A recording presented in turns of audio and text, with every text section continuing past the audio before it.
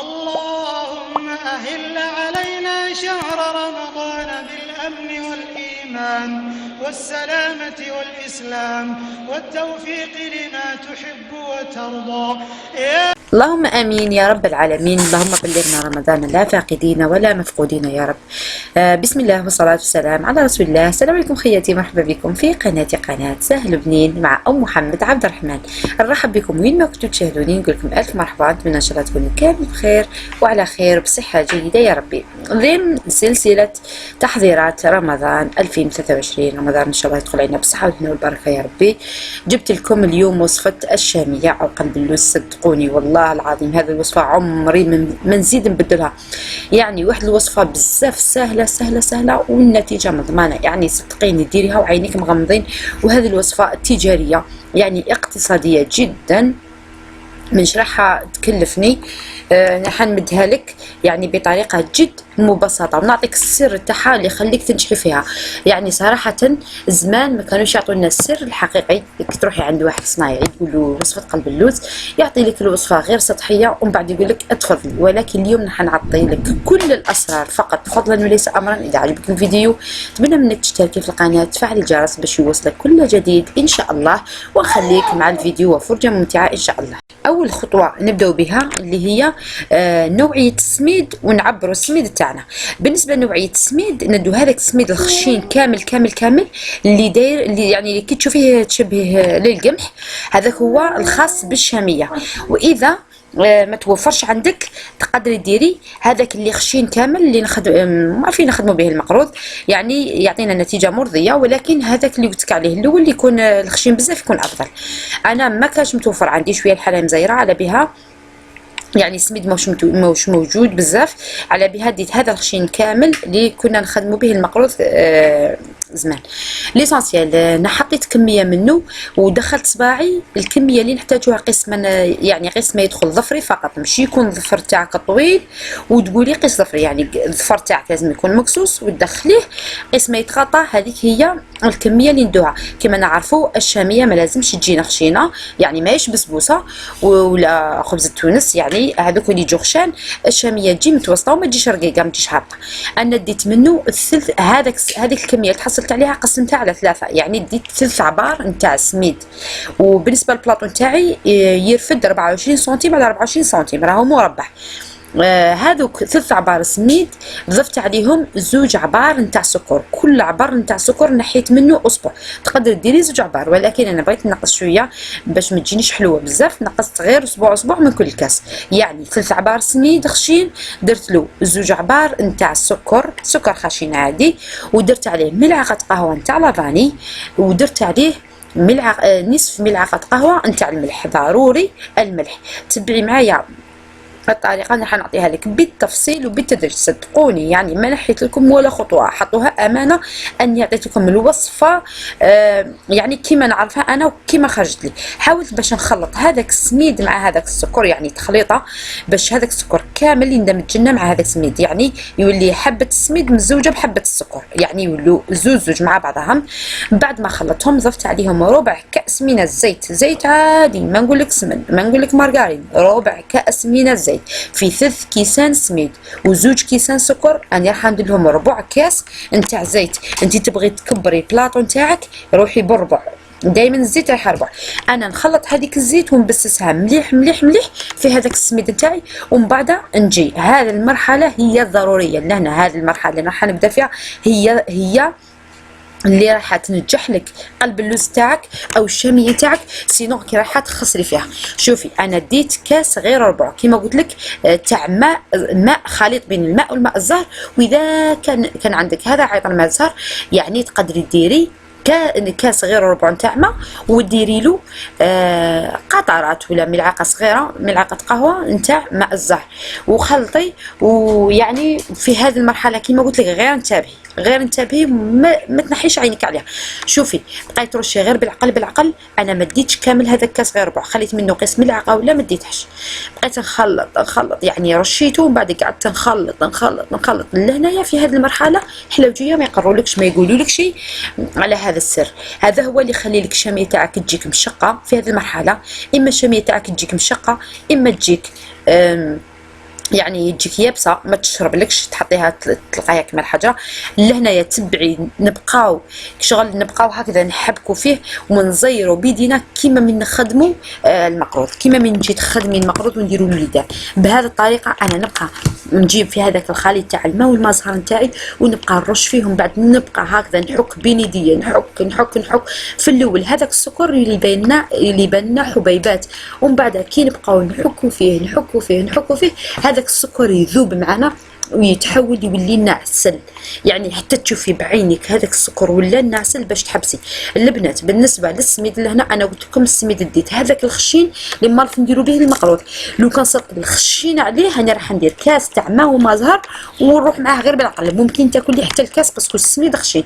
هذا السميد خشين ولكن اقل منه، على بها ديت غير كاس غير ربع، وهذا كاس غير ربع بقات لي منه قيس ملعقه اكل هكذاك تاع ما درتهاش. بمعنى بقيت ترشي حتى تسيبي الخليط نتاعك ثقال في يدك، كي يثقال بقيت تخلطي روحي بالتخلط، تخلط والحك. يعني تخيلي روحك راكي تسكري في قهوه ولا تسكري في حليب حتى هذاك السكر يذوب تماما، وذاك السكر يتحول معنا يولي لنا عسل. في هذه المرحله يعني تبقاي كي شغل كي تزيري بيدك عليها تحسيها انها تطلق لك في واحد السائل ابيض ولا عسل ولا ما على باليش ايسونسيال كيما تحبي سميها. الا هنايا مابا واحد 5 دقائق 10 دقائق تخلطي تتحصلي على هذه النتيجه اللي تكون تبغي تخدمها للمشاريع، يكون عندها بيترا ولا تبغي تخدمها بالباتور بهذاك السلك. يعني خلطي بها حيعاونك بزاف، خصوصا البيترا اللي تبغي تخدم كمشروع، يعني تكون عندها البيترا تخدم بها. اللي ما كانش عندها ماشي كاع صعيبه، غير تخلطي بيدك تخلطي كيما راك تشوفي. انا ما بغيتش نحي لك المقاطع ولكن سرعت لك المقطع هكذاك باش تفهمي غايه شراني ندير. انا بعد ما تحصلت على النتيجه اللي بغيتها كيما قلت لك وذاب هذاك السكر، ما خليتش حبه سكر تبان كامل، السكر ذوبته كامل. هذاك السميد شرب لي كاع هذاك السكر ليسونسيال. هذه هي شوفي بقات لي مغرفه تاع اكل برك من ذاك الماء. انا هذا الشاميه تاعي قلب اللوز انا راح نحشيها على بها. قسمت العجين تاعي على 2. انت ماكش راح تحشيها مباشره، دهني البلاطو تاعي دهنيها سواء بالزيت سواء بالسمن ولا مارغرين اللي حبيتي. انا دهنتها غير بالزيت كيما نقولوا وصفه تجاريه، يعني لازم نقتصدوا فيها قد اللي نقدروا. البلاطو تاعي كيما قلت لك 24 سنتيم على 24 سنتيم راهو مربع عندي.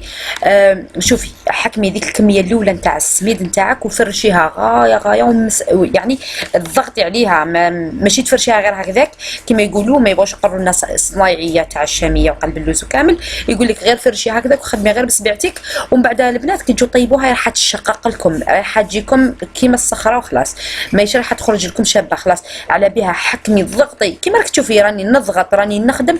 تبعي برك، ما بغيتش نقص لك في الفيديو، بغيتك تبعي شغل راني نجري لك في الفيديو منش راح نحي لك الخطوات اللي مريت بهم. شوفي ضغطت عليها مليح ومن بعد انا راح نحشيها. انت تبغي الوصفه التجاريه ما تحشيهاش، انا راح نحشيها غير لعائلتي هذه. انا راح ندير لها واحد الحشو جديد، قلت علاش ما نحشيش الشاميه بالشاميه.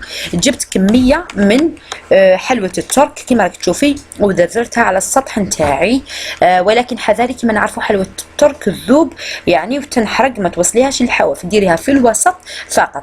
شوفي درت هذه الكميه، ما تقوليش تجي حلوه كامل بزاف، اني راح نذري فوقها كميه من الكاكاو. دونك هذا الكاكاو رايح يمتصنا كما نعرفوا همر، رايح يمتصنا كميه من السكريات.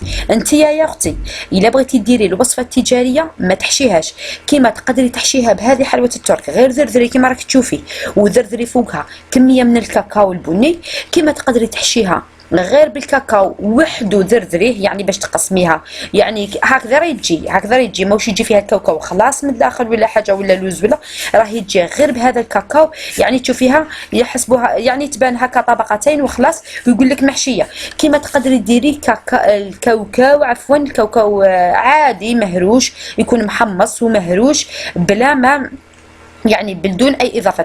الكاوكاو وحده، وديري فوقه كميه من الكاكاو هذا، ومن بعد بقاي تكملي في الطبقه تاع العجين اللي بقات لك من الفوق بهذه الطريقه. يعني ما تروحيش تحطي ذاك العجين في جهه واحده ومن بعد تفوتيه، لانه راه هذاك الحشو راح يتمسح لك كامل ويتخلط لك. على بها حطي غير بصبيعتك، غير هنا ولهيه هنا ولهيه كما يقول لك، ما تخليش هذوك الفراغات. ومن بعد بقيت تضغطي عليه بهذه الطريقه، تضغطي ما تخافيش. يقول لك ما تضغطيش على الشاميه وخليها تجيك ومن بعد تجيك مشقه، لا تضغطي يعني نقول لك تضغطي، حكمي ملعقه ولا كوبات ولا حكمي اللي حبيتي ليسونسيال. الضغطي ما تخدميش غير بيدك برك. من بعد كي تولي شغل تساوي فيها ما تخدميش بصبيعتك، سينو تجيك متموجه ومن بعد كي يطيب لك تجيك جهه كحله، جهه حمراء بزاف وجهه يعني صفراء. على بها حكمي. انا دروك شغل راني غير ندخل في العجين، من بعد راني حنخدم بهذه الكوبات، سينو خدمي بالملعقه ولا خدمي بدي تساعدك دبري راسك. شوفي ومن بعد كي تضغطي، انا مش راح نطيبها دركا، اني رايحه نطيب الشاربات. شوفوا كي نطفي على شوفي كي ندير الشاربات تطيب فوق النار، اني رايحه نشعل الكوشه وهي نخليها على برا تستنى. من بعد غير نطفي على الشاربات، غير نطفي هي انا راح ندخلها الكوشه هكذاك باش الشاربات تجينا بارده وهي تكون سخونه. كي نجي نسقوها يعني كي تجي تسقيها تجيك سواسوه، الشاربات تكون سخونه وعفوا الشاربات تكون بارده وهي تكون سخونه. شوفي غير من الفوق غير عبري يعني الحبات تاعك، غير تراسيها من الفوق برك، يعني ماكش راح ترشقي هذاك السكين تاعك ولا الكوبات حتى لتحت. ومن بعد الوصفه التجاريه خليها كيما راهي، ما ديري لها كاوكاو، ما ديري لها لوز، ما ديري لها والو. واذا كان غير ليك ديري كيما درت انا، اذا درتي اللوز خليه مشمخ، يعني ديريه يتشمخ في الليل ليله كامله عفوا في الماء، وغدوه من ذاك ديري. شوفي بعد ما درتها انا راح نخدم الشاربات تاعي. بالنسبه للشاربات يعني الكاس اللي تبعناه في الشاميه اللي تبعنا به السميد والسكر تاع الشاميه، انا راح نكملوا به الشاربات. انا درت 2 كيسان نتاع سكر ودرت عليهم 4 كيسان نتاع ماء، وديري عليهم طرونج تاع الليم، واذا ما كانش عندك الليم خليهم يطيبوا.